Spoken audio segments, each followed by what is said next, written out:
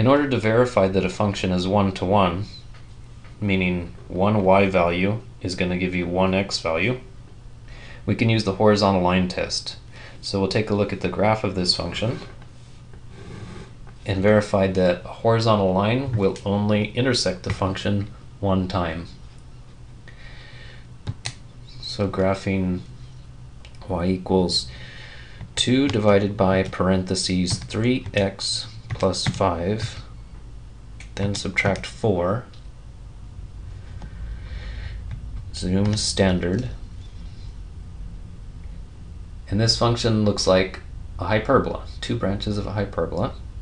There's also an asymptote right here where the function is undefined. That actually comes from the denominator equal to 0, which would be when x is equal to negative 5/3. Let me double check. Trace negative 5/3. Sure enough, the function's undefined, it's got an asymptote there. So if I were to graph this with its asymptotes, there's a vertical asymptote at negative 5/3, and there's also a horizontal asymptote here, which is most likely down at negative 4.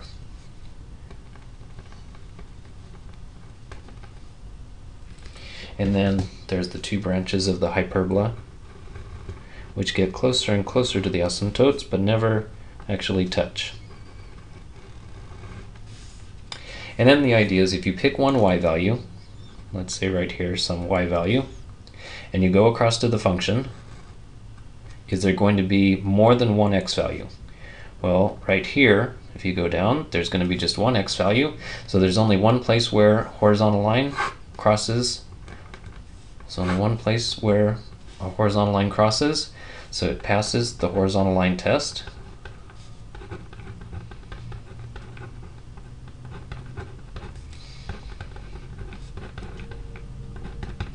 And now, find f inverse. So if it's one-to-one, it does have an inverse, and now find the inverse. So the first thing to do is, rather than using f of x, I'm going to use y, just to simplify things for a little while. And then the goal of the inverse is that it does the opposite. So the regular function will take an x value, and then give you a y value as an answer. We want to do the opposite. So switch the role of the x and the y. This becomes an x, and over here, this becomes the y. And now, solve for y. So we'll need to add 4 to both sides.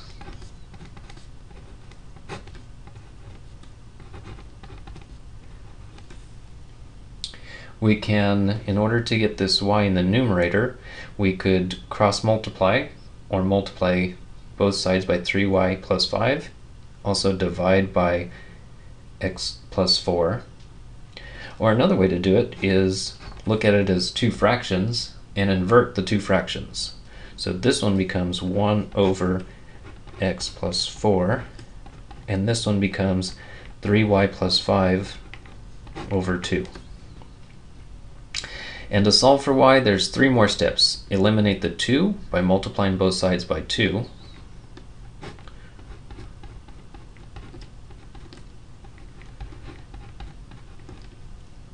Subtract 5 from both sides. So we have the fraction 2 over x plus 4. Now subtract 5 from both sides, so minus 5. And finally, to eliminate the 3, divide by 3. So I can divide all terms by 3. So put a 3 in the denominator for all of them. That eliminates the 3 on the right-hand side. And we can leave this the way that it is. You don't have to multiply it out. And there is the inverse function. And finally, call it the inverse, and we're done.